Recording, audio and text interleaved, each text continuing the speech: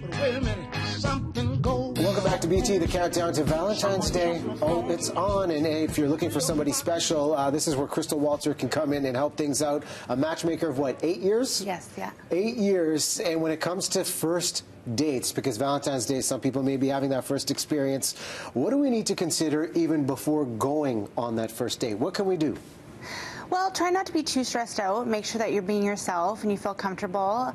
I always say maybe don't ask your friends for too much advice and don't do too much, online research before you get there. Try and get to know your date on your date. See, the online research one is very interesting because when you look at the opportunities you have to learn about this person before even sitting down with them, what's a good amount of research versus due diligence that could be a little creepy with how much you're discovering? I find sometimes you can get confused if you're like Googling images or trying to find out work history.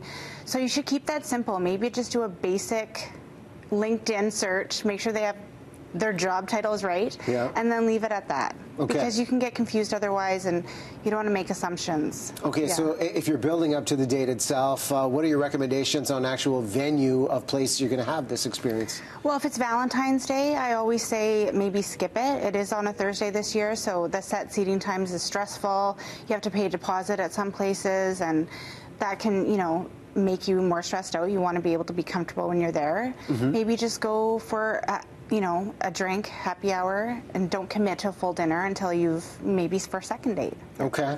Okay, and then we make it to the date. We're inside the venue. Some people will go coffee shop. Some people might just go for happy hour. Topics of conversation that are good to really get a connection on that first date. I find people focus a lot on work, which is great. But if you're negative about your work, that can come off as terrible. So make sure you're always talking positive, even if you're not overly thrilled at your job.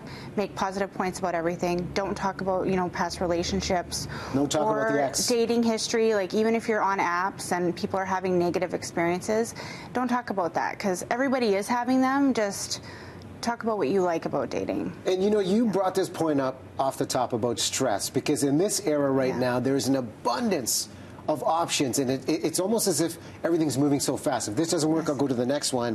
What do you say to the people that you work with about just taking your time and enjoying the experience?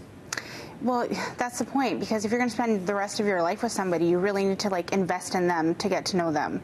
And if you're constantly just leaving that date and going on to the next, you're not quite going to get anywhere fully getting to know anyone or anyone getting to know you. And people are still going to do what they're going to do. I can't coach them, but I would appreciate it if my clients especially, put 3 dates in before moving on to the next. Okay. Yeah. So overall, if you could summarize it, to have a successful first date for Valentine's Day, what are the keys that stand out? Keep it low-key, have fun, be yourself, and, don't get too much input from everybody else. Just do your thing and figure it out. Yeah. Okay. KrystalWalterMatchmaking.com is the website. Happy Valentine's Day. Good luck to you out there if you're looking for love. Thanks, Krystal. Thank you. More to come here on BT. Stay tuned.